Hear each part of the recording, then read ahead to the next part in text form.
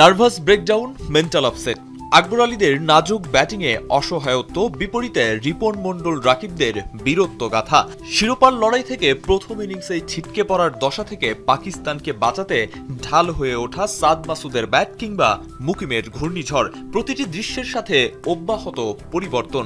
Rising stars Asia কাপের ফাইনালে রোমাঞ্চ হতাশার জুটিতে বিষম উত্তেজনার ভার। শেষ পর্যন্ত সেই ভারটা আর বইতে পারেনি বাংলাদেশ এ দল। আব্দুল গাফফার সাকলাইনের উড়ন্ত থ্রোয়িংয়ে প্যাভিলিয়নে ইয়াসির খান। এরপর একে একে মোহাম্মদ ফাইক, গাজীঘড়িদের ফিরিয়েছেন মেহরব, রাকিবুলরা।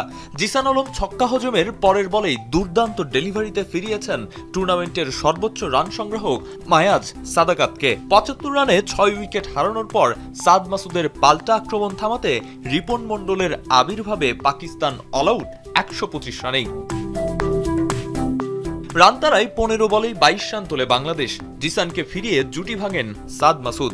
হাবিবুর রহমানও ২৬ রান করে আউট হন। আর বিলাসী শট খেলতে গিয়ে উইকেট বিলিয়ে আসেন মাহিদুল ইসলাম। ৩৬ রানে ৩ উইকেট হারানোর পর দলের অস্বস্তি বাড়ান অধিনায়ক আকবর আলী।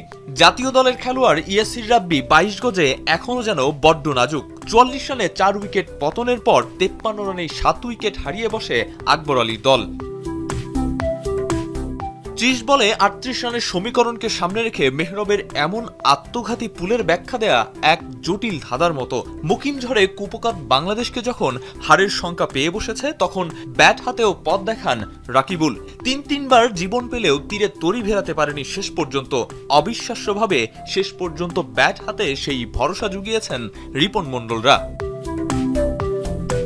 তবে সুপার ওভারে সাকলাইনকে ব্যাটে নামানো কিংবা জিসানদের অপরিকল্পিত ব্যাটিংয়ে আর শেষ রক্ষা হয়নি বাংলাদেশের। পুনরাবৃত্তি হয়েছে ২০১২ সালের এশিয়া কাপের।